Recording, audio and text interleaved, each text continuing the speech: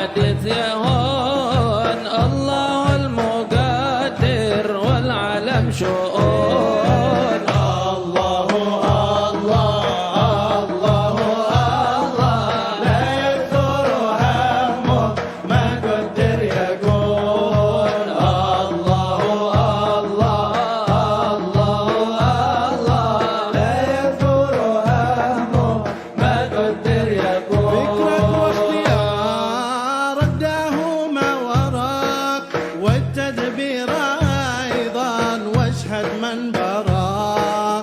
فكرك واختيارك داهما وراك، والتدبير أيضا واشهد من براك. مولاك المهيمن إنه يراك، فوت له أمورك واحسن في الظنون. الله الله الله الله، لا يكثر همك ما قدر يكون. الله الله الله الله، لا يكثر همك ما قدر يكون. الأول موقف قوله ذي الحماك، يعترف على الله الذي خلق. الأول موقف قوله ذي الحماك، يعترف على الله الذي خلق. وقضى وقدر كل شيء بحق، يا قلبي تنبه واترك المجون. الله الله الله، لا يكثر همك ما قدر يكون. الله الله الله، لا يكثر همك ما قدر يكون. قضى من تعالى بالرزق القوام، في الكتاب المنزل نورا للأنام. قضى من تعالى بالرزق القوام، في الكتاب المنزل نورا للأنام. فالرضا فريضة والسخط حرام، والقنوع راعى والطمع جنون.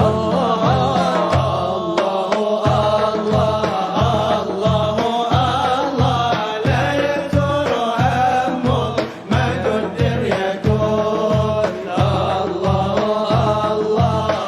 الله لا يكثر همك ما قدر يكون. انت والخلائق كلهم عبيد، والاله فينا يفعل ما يريد. انت والخلائق كلهم عبيد، والاله فينا يفعل ما يريد. همك واهتمامك ويحك ما يفيد، القضاء تقدم فاغنم السطور. الله الله الله، لا يكثر همك ما قدر يكون. الله الله، لا يكثر همك ما قدر يكون. الذي لغيرك لا يصل إليك، والذي قسم لك حاصل لديك. الذي لغيرك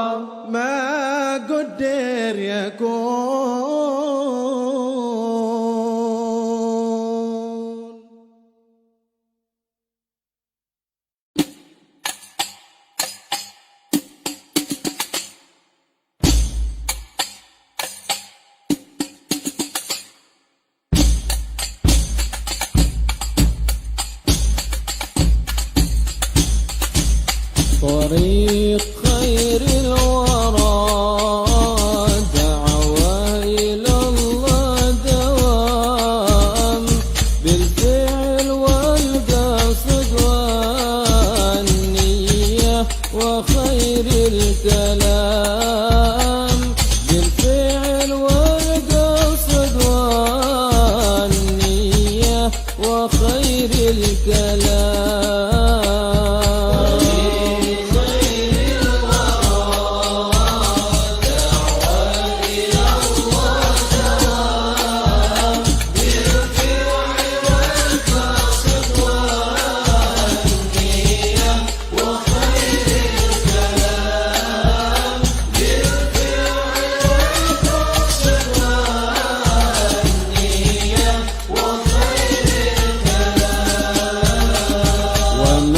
تبع للنبي يرقى إلى على مقام هيا انشروا يا جماعة دعوة في الأنام بالشرق والغرب والبكرة وجنح الظلام وأبذلوا للمهاج وللحجا والحطام وأبذلوا للمهاج وللحجا والحطام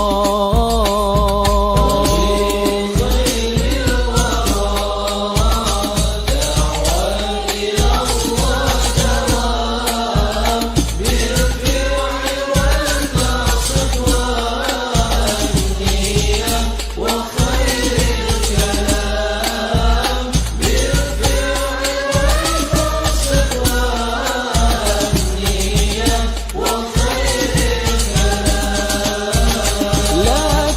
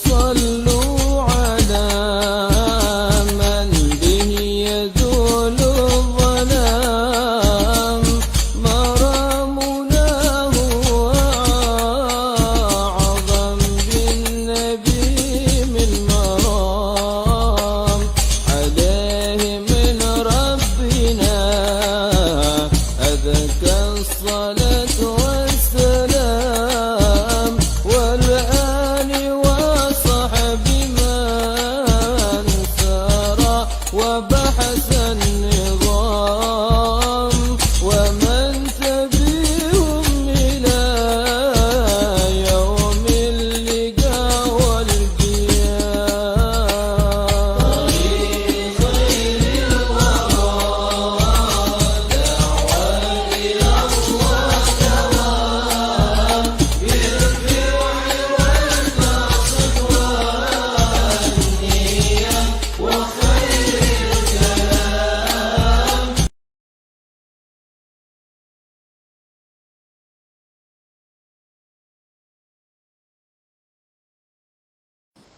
والصلاة والسلام على أشرف الأنبياء والمرسلين سيدنا محمد وعلى آله وصحبه أجمعين. أما بعد، أيها الطلاب المباركين وأيها المستمعون الكرام، نهنئكم بيوم الأول لشهر رمضان المبارك، فنقول الحمد لله الذي أكرمنا وإياكم بدخول هذا الشهر الكريم وهذا الشهر العظيم، شهر الصيام وشهر القيام، شهر الإنابة إلى الله سبحانه وتعالى. اللهم سلمنا لرمضان وسلم رمضان لنا وتسلمه منا متقبلا يا أرحم الراحمين. Mudah-mudahan semalam yang kita lalui daripada malam pertama bulan Ramadan, kita mendapatkan nazrah dari Allah Subhanahu wa taala. Dan moga-moga Allah Subhanahu wa taala zahirkan tanda daripada nazrah tersebut dengan istiqamahnya kita dalam beribadah kepada Allah Subhanahu wa taala, tarawihnya, tadarusnya, qiyamnya, dan juga zikirnya, dan juga tafakkurnya. Moga-moga Allah Subhanahu wa taala menjadikan Ramadan bagi kita tahun ini adalah Ramadan yang membawa keberkatan. Amin ya rabbal alamin. Alhamdulillah. قال الإمام الكتب الحبيب عبد الله بن أبي الحداد في كتابه رسالة المعاونة والمظاهرة المؤازرة للراغبين من المؤمنين في سلوك طريق الآخرة، إلى أن قال رضي الله عنه: واعلم أن الأمر بالمعروف والنهي عن المنكر فرض كفاية، إذا قام به البعض سقط الحرج عن الباقين، واختص الثواب بالقائمين به، وإذا لم يقم به أحد عم الحرج كافة العالمين به القادرين على إزالته. Ketahuilah bahwa perbuatan mengajak kebaikan dan mencegah kemungkaran itu fardu kifayah, yaitu bila sebahagian kelompok sudah melaksanakan, maka gugurlah kewajiban kepada yang lain. Akan tetapi pahala hanya akan didapat kepada kelompok yang menjalankan tugasan tersebut. Bila tiada sesiapapun yang menjalankan tugasan mengajak kebaikan dan mencegah kemungkaran, maka dosa akan ditanggung kepada seluruh yang mampu untuk mengajak kebaikan dan mencegah kemungkaran. Semalam saya ada jelaskan tentang kedudukan al-amru bil ma'ruf wan nahyi 'anil munkar sebagai tiang agama yang terbagi kepada dua bahagian, yaitu mengajak kebaikan satu tiang, dan mencegah kemungkaran satu tiang. Dengan mengajak kepada kebaikan, maka kebaikan akan tersebar. Dengan mengajak kepada kebaikan, kemungkaran akan berkurang. Dengan mencegah akan kemungkaran, maksiat akan berkurang. Dengan demikian, barakat atau keberkatan akan diberi, rahmat akan turun, dan juga maslahah akan diberikan oleh Allah Subhanahu wa taala seperti dijanjikan oleh Allah Subhanahu wa taala, walau anna ahlal qura amanu wattaqaw lafatahna 'alaihim barakatin minas sama'i wal ardh. Bila penduduk negeri itu beriman dan bertakwa, yakni beriman dan beramal saleh, melakukan yang baik dan meninggalkan yang mungkar, maka kami akan buka pintu-pintu keberkatan daripada langit dan juga daripada bumi. Kuncinya, keberkatan itu adalah bergantung kepada kita. La ilaha illallah. Dalam Al-Quranul Karim, Allah Subhanahu wa taala ada menyebutkan tentang kerenah dan perangai satu negeri yang diberi nikmat oleh Allah Subhanahu wa taala. Namun penduduk negeri itu kufur nikmat. Maka Allah hukum mereka dengan diambil nikmat tersebut. Allah berfirman dalam Al-Quranul Karim, Daraballahu mathalan qaryatan kanat aminatan mutmainnah. Allah memberikan perumpamaan satu negeri yang dahulunya negeri ini aminatan, aman. Mutmainnah, tenang. Ya'tiha rizquha ragadan. Rezekinya pun tumbuh dengan suburnya. Yakni tanam itu mesti tumbuh, mesti berbuah. Fakafarat bi'an'umillah. Namun penduduk negeri tadi kufur dengan nikmat Allah. Kufur dengan nikmat aman. Kufur dengan nikmat tenang. Kufur dengan nikmat rezeki. Keamanannya tidak digunakan untuk beribadah, melainkan untuk bermaksiat. Ketenangan, suasana ketentraman negeri dan negara tidak dijadikan peluang untuk bersyukur kepada Allah. Justru menzahirkan kemungkaran dan kemaksiatan. Diberi nikmat subur, tumbuh-tumbuhan, namun rezeki yang didapat, kekayaan yang didapat digunakan untuk bermaksiat. Fakafarat bi'an'umillah, maka penduduk negeri tadi kufur dengan nikmat Allah. Fa'adhaqahumullahu libasal khawfi wal ju'i bima kanu yusna'un. Maka Allah pakaikan kepada mereka pakaian takut dan lapar karena perbuatan mereka. Mereka kufur akan nikmat aman. Allah hukum mereka dengan nikmat takut. Mereka kufur dengan nikmat tenang. Allah hukum mereka dengan gelisah. Mereka kufur dengan nikmat rezeki subur, tanah subur. Allah hukum dengan kemarau sehingga mereka kebuluran. Tanaman pun tak boleh tumbuh. Apa sebabnya hukuman itu diberi?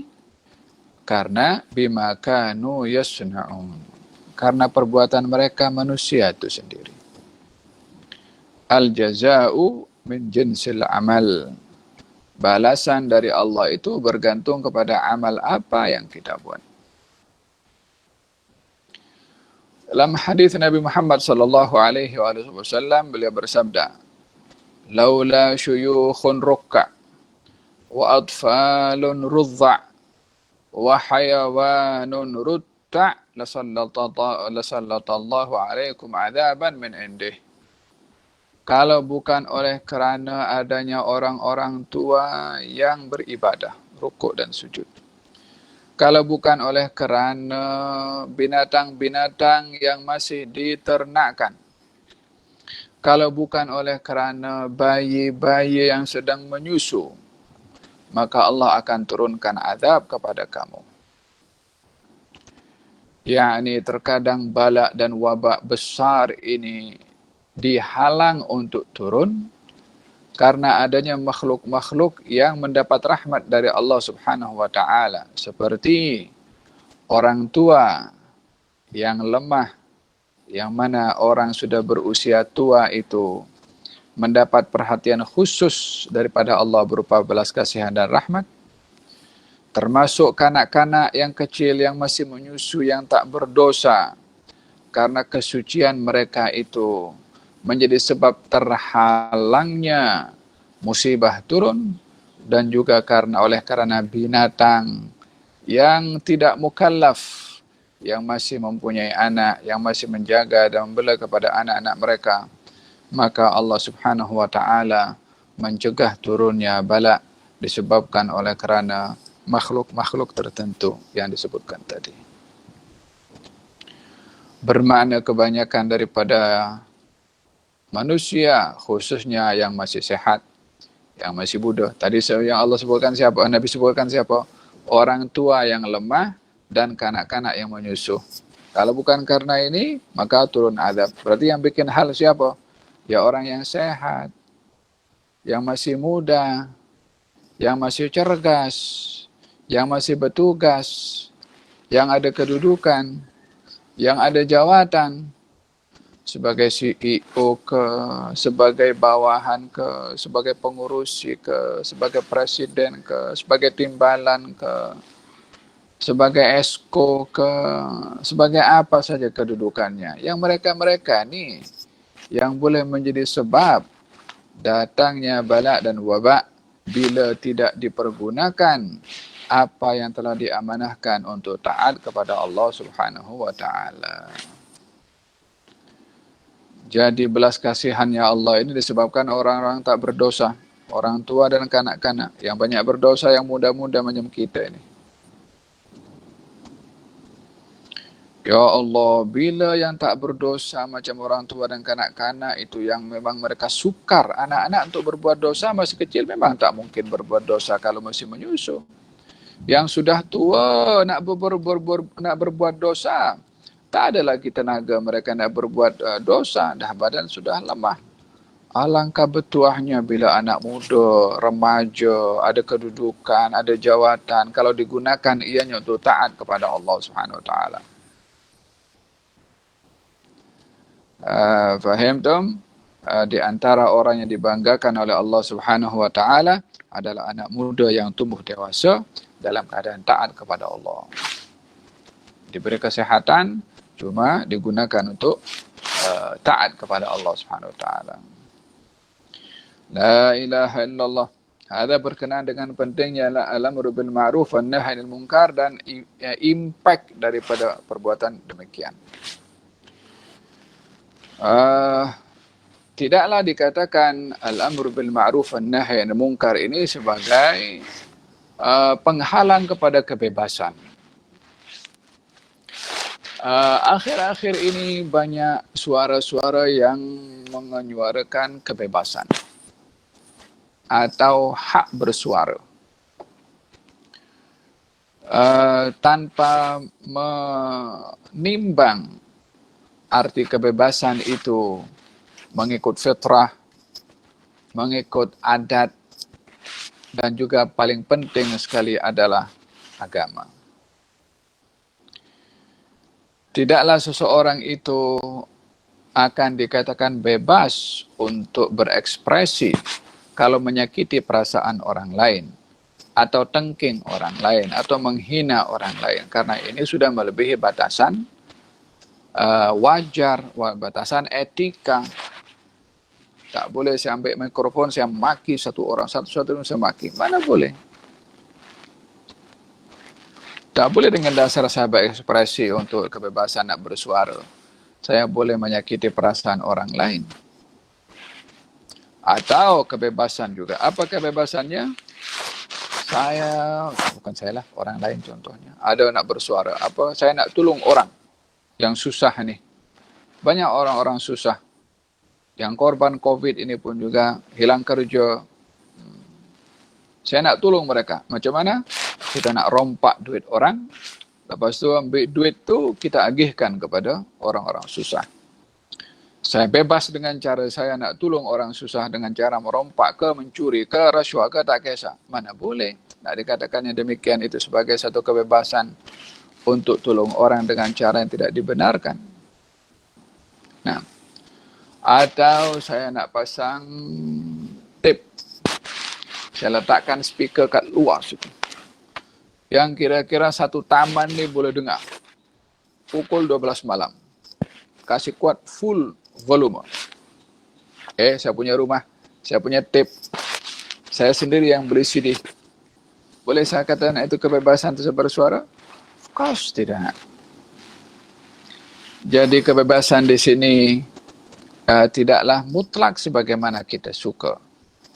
Kata pepatah mengatakan kebebasan Anda terbatas dengan kebebasan orang lain. Kebebasan Anda terbatas dengan kebebasan orang lain. Kalau semua dibebaskan, oleh sebab itu kenapa ada polis, kenapa ada JPJ. Ini jalan raya, aku bayar tax lah. Aku nak tekan minyak 490, aku punya kereta. Mana boleh bercakap macam tu? Kebebasan nak tekan minyak di jalan raya mengganggu kepada keselamatan orang lain. Walaupun itu kereta awak, walaupun kereta sendiri. Dan tidak ada kebebasan mutlak untuk nak berekspresi. Saya nak ubah diri saya. Yang laki-laki nak ubah jadi perempuan. Yang perempuan nak ubah jadi laki-laki. Bebas, aku punya badan. Awak ke yang beli badan awak tu? Awak ke yang lahirkan? Anggaplah nanti ada orang berpikir, aku nak jadi keledai, nanti aku kasih program ini keledai, supaya dia boleh jadi CEO dalam satu syarikat. Boleh dengan kebebasan macam tu? Hanya orang tidak waras akan berfikir kebebasan mutlak berbuat apa saja. Faham Tom? Jadi al-amr bil ma'ruf wan nahy anil munkar ini bukan mencegah kebebasan, tetapi ianya meluruskan supaya orang-orang yang berfikir tidak wajar dapat disekat dengan hukum hakam. Oleh sebab itu ada JPJ, ada aturan polis, ada speed itu dibatasi, ada traffic light itu diletakkan. Apa tujuannya? Ya untuk keselamatan orang lain, untuk keselesaan semua pengguna jalan raya. Termasuk juga dengan kebebasan di dalam terhadap diri sendiri. Saya nak jual diri saya kepada sesiapa saja, saya nak ubah jantina saya kepada apa saja.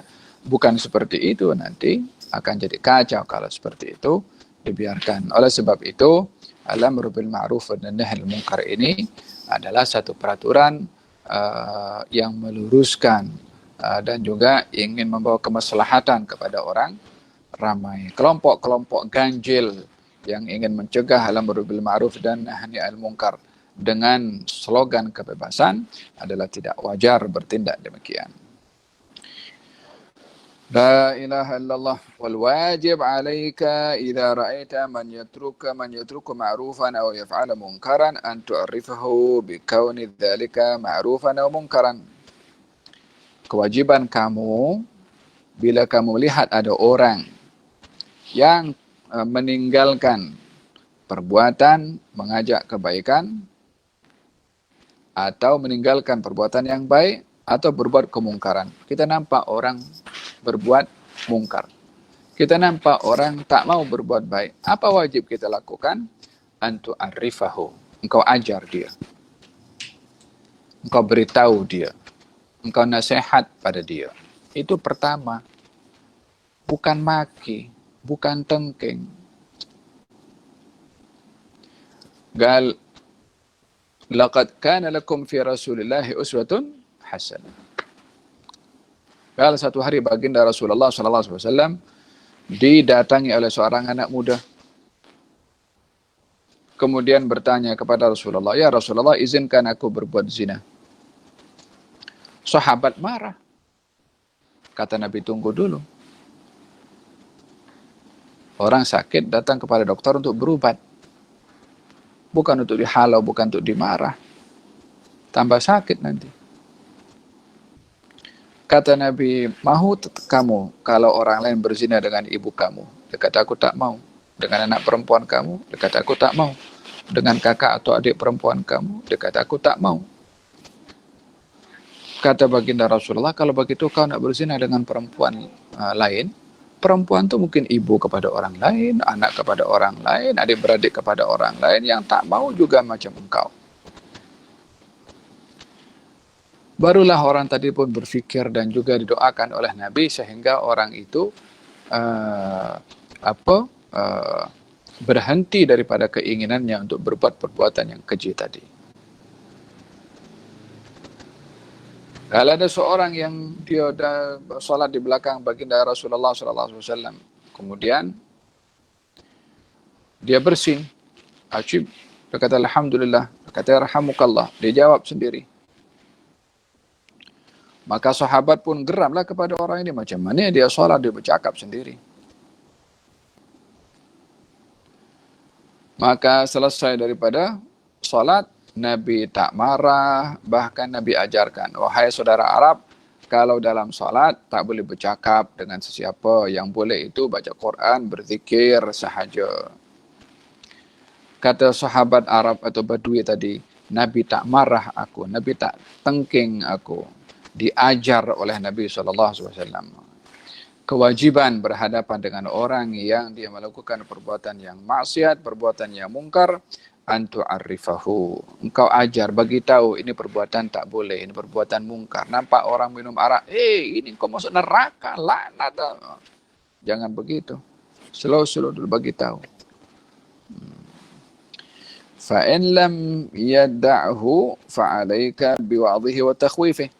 Kalau engkau sudah beritahu kepada dia benda ini mungkar, tapi dia masih terus melakukannya juga, maka hendaklah engkau nasihatkan dengan engkau menakut-nakutkan kepadanya. Maksudnya menakut-nakutkan kepadanya apa? Kalau perbuatan itu satu pelanggaran kepada hukum syariat, bagi tahu akibatnya kalau orang melakukan perbuatan ini apa akibatnya.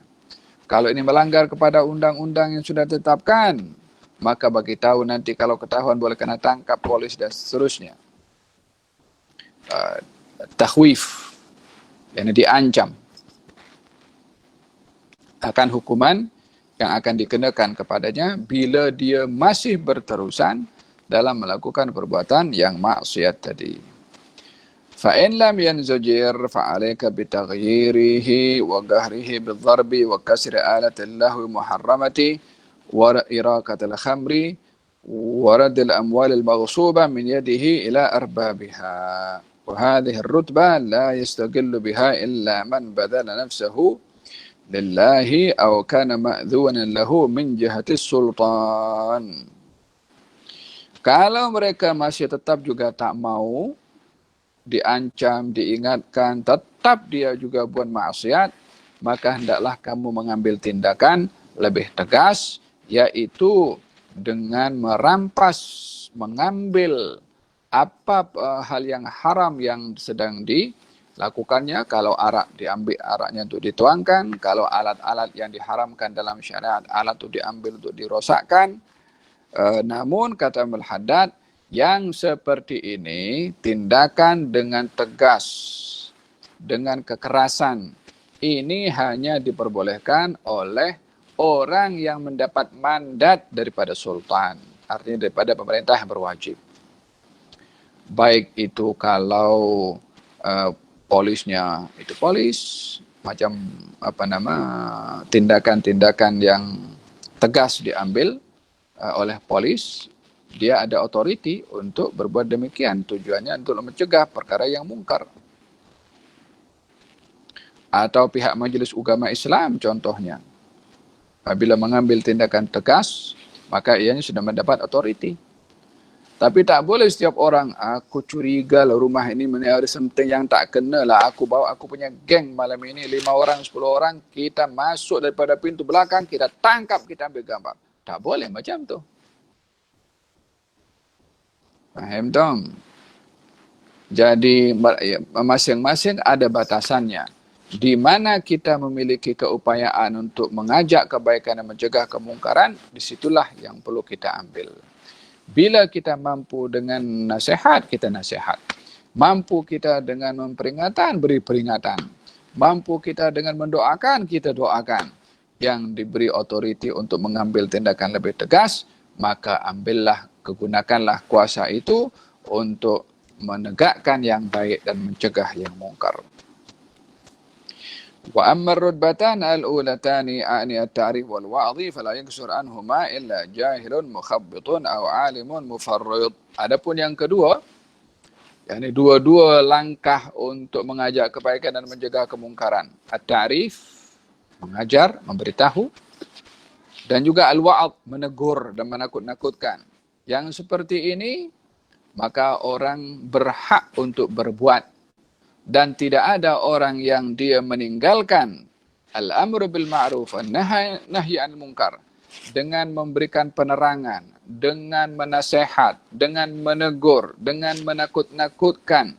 Tak ada orang meninggalkan perbuatan demikian kecuali orang yang melampau. Jadi tiada sebab bagi seseorang yang ada ilmu untuk menyampaikan perkara yang hak, menegur kepada perkara yang perlu untuk ditegur, siapapun ia. Tapi mengambil tindakan tegas, ianya adalah terhad kepada pihak yang berwajib sahaja. Wa'alam anna al-amra bil ma'rufi wajibun, wan nahyu 'anil munkari wajibun, wal amrul mandub wan nahyu 'anil mukrihi mustahabun. Al-amru bil ma'ruf wajib, mengajak kebaikan hukumnya wajib. Wan nahyu 'anil muharram wajib, mencegah daripada hal yang haram juga wajib. Wal amru bil mandub wan nahyi 'anil makruh mustahab. Mengajak orang supaya berbuat hal-hal yang sunnah, mencegah orang daripada hal-hal yang makruh, hukumnya adalah mustahab. Maka dalam hal ini jangan dibalik antara kewajiban dengan yang sunnah. Jangan sunnah jadi wajib, wajib jadi sunnah. Faham tom? Seperti orang tua yang dia melihat anaknya tidak salat. Apa hukumnya mengajak anak untuk salat? Wajib. Dalam hal ini, orang tuanya tutup mata sebelah. Tapi bila anak itu dimasukkan dekat universiti atau sekolah, kemudian dia tak belajar, orang tuanya marah sangat. Ketika meninggalkan solat, dia okey je. Ketika nilai tak dapat banyak, dia marah sangat. Dalam hal ini perlulah marah itu lebih bila ahli keluarga itu meninggalkan yang wajib.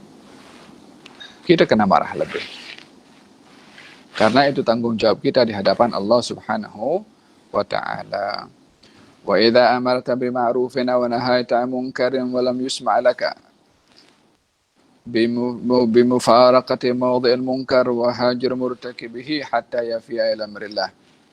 Bila kamu mengajak orang lain berbuat kebaikan, atau kamu mencegah orang lain daripada berbuatan mungkar, namun tak ada orang yang dengar kamu. Kita berteriak, kita dah bercakap, kita dah berceramah, kita dah beritahu bla bla bla, lewat radio, sudah dekat televisi, sudah dekat tulisan, sudah dekat surat kabar, sudah dekat live streaming pun, sudah dekat Facebook pun sudah. Namun tak didengar. Maka tinggalkanlah tempat di mana berlakunya mungkar tadi. Dan serahkan mereka kepada Allah Subhanahu wa ta'ala. Dan kita tidak boleh untuk berdiam diri seakan-akan kita ridha dengan kemungkaran yang berlaku di hadapan kita. As-sakit anil munkar syaitanun akhras. Orang yang dia diam daripada kemungkaran yang berlaku di hadapannya umpama syaitan bisu. Ada syaitan bisu? Syaitan bisu bukan bisu tak boleh bercakap, sengaja tak bercakap karena syaitan mahu kemungkaran merajalela. Kalau syaitan nampak mungkar, syaitan diam. Apa pasal? Memang itu yang dicari. Macam tu juga kalau ada orang-orang yang berdiam diri ke atas kemungkaran tanpa ditegurnya, umpama syaitan bisu. La ilaha illallah. Yang kedua, mengelak daripada kekhawatiran bala itu bila menimpa kepada golongan tertentu yang bermaksiat kepada Allah, dan kita ada di situ juga. Khawatir balak turun, kita pun kena sekali. Oleh sebab yang demikian dalam Al-Quranul Karim Allah Subhanahu wa taala berfirman, "Walamma ja'at rusuluna Lutan si'a bihim wa dhaqa bihim dhar'an wa qalu la takhaf inna munajjuka wa ahlaka illa imrataka kanat minal ghabirin inna munziluna ala ahli hadhihi al-qaryati rijzan minas sama'i bima kanu yafsuqun." Ketika malaikat datang untuk menurunkan azab ke pengikut atau umat Nabi Nabi Lut yang memperjuangkan homoseksual. Macam zaman kita sekarang pun sedang giat memperjuangkannya. La ilaha illallah. Umat memperjuangkan ini, diturunkan azab dahulu, tak belajar. Umat sekarang nak juga. Ya macam tadi tu, kebebasan. Kebebasan otak orang yang songsang. Kebebasan macam mana kalau begitu?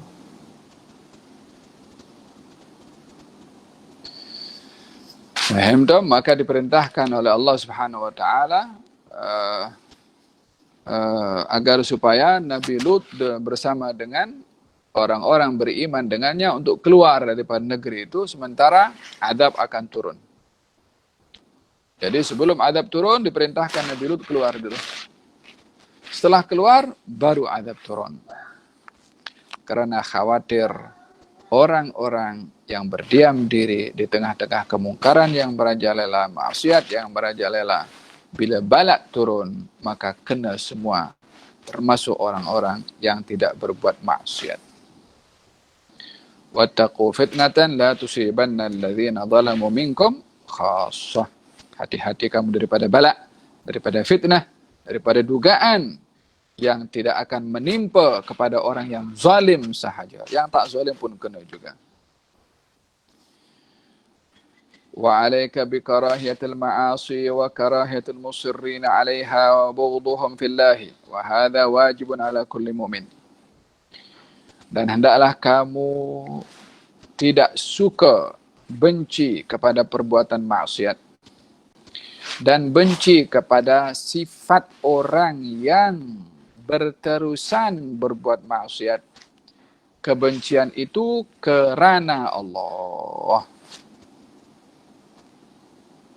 Ya subhanallah. Bukan kebencian itu karena diri sendiri. Kerana Allah Subhanahu wa taala. Macam mana benci kerana Allah? Kebencian kerana Allah Subhanahu wa taala adalah kebencian kepada orang berbuat maksiat yang mengharapkan orang itu insaf. Kebencian kerana Allah kepada orang bermaksiat adalah kebencian kepada orang yang bermaksiat dengan harapan orang itu bertaubat dan berhenti dari berbuat maksiatnya. Hada benci kerana Allah. Bukan kebencian karena personalitinya. Ini peminum arak ini. Memang teruk ini. Allah akan kena kepada dia. Kalau satu hari ada orang peminum arak di zaman Nabi SAW dan didatangkan untuk dihukum. Maka dihukum. Tak lama lagi dia ketagih.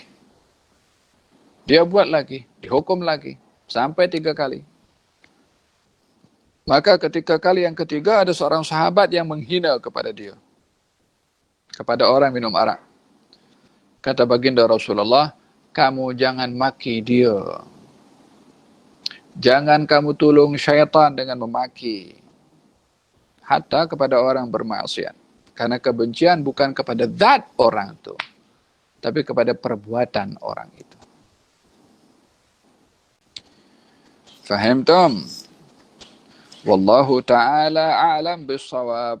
Moga-moga Allah Subhanahu wa ta'ala menganugerahkan kepada kita istiqamah dalam kebaikan dan istiqamah meninggalkan kemungkaran, dan Allah menjadikan kita orang-orang yang mengajak orang lain berbuat baik dan mencegah orang lain daripada berbuat mungkar setelah kita berjaya mencegah diri daripada perbuatan mungkar dan mengajak diri berbuat maksiat, mengajak diri untuk berbuat ketaatan.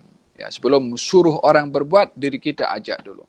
Sebelum larang orang lain berbuat maksiat, kita larang diri kita sendiri. Maka kita termasuk daripada orang-orang yang memulakan dengan diri sendiri sebelum orang lain. Atamuruna an-nasa bil birri wa tansawna anfusakum wa antum tatlunal kitab afala ta'qilun. Adakah kamu mengajak orang lain untuk berbuat kebaikan dan kamu lupa akan diri kamu sementara kamu yang membaca kitab, yakni mengetahui akan firman-firman Allah Subhanahu wa taala. Mula dengan diri sendiri, barulah dengan orang lain. Moga-moga Allah Subhanahu wa taala memberikan kepada kita taufik dan hidayah, dan Allah berikan kepada kita di penghujung hari pertama bulan Ramadan qabulus siyam wa qabulul qiyam wa qabulud da'wat ya rabbal alamin ya rabbal alamin. Lis-shaim farhatan. Bagi orang berpuasa ada dua kegembiraan. Gembira ketika berbuka, gembira ketika berjumpa dengan Allah Subhanahu wa taala. Tak lama lagi kita akan berbuka puasa. Hadirkan rasa kegembiraan. Satu, disebabkan oleh kerana kita sempurna berpuasa hari ini. Yang kedua, bergembira dengan berbuka puasa dengan hidangan makanan yang dengan harapan dengan makanan ini energi akan kembali untuk kita berbuat ibadah taat kepada Allah Subhanahu wa taala. Dan yang ketiga, mengharapkan agar supaya kita digolongkan oleh Allah dalam golongan orang-orang yang bersyukur. Syukur dengan nikmat ibadah, dengan syukur dengan nikmat hidangan makanan. La in syakartum la zidannakum. Kalau kamu bersyukur, Allah akan tambahkan nikmat ibadahnya, nikmat doa mustajabnya, dan juga nikmat rezekinya. Wallahu ta'ala alam bisawab. Al-Fatihah. Rasulullah. وأهل بيت أصحاب زوجية رتمتنا سلامة وسلم عبد الله بن الحمد نفعنا بهم وبما قرأنا وبما تعلمنا على صالح ما الآخرة والآخرة وإلى حضرة النبي محمد صلى الله عليه وسلم. الفاتحة. بسم الله الرحمن الرحيم. الحمد لله رب العالمين الرحمن الرحيم مالك يوم الدين. صراط الذين أنعمت عليهم غير المغضوب عليهم ولا الضالين. اللهم صل وسلم على سيدنا محمد وعلى آله وصحبه. Sallallahu alaihi wasallam Muhammadin wa ala Rasulullah sallam. Alhamdulillah rabbil alamin. Jangan lupa berdoa ketika berbuka puasa untuk kita dan keluarga dan orang-orang kita kenal, orang-orang kita sayang, dan doakan khusus kepada orang-orang yang sakit supaya bersembuh oleh Allah Subhanahu wa taala. Barakallahu fiikum. Assalamualaikum warahmatullahi wabarakatuh.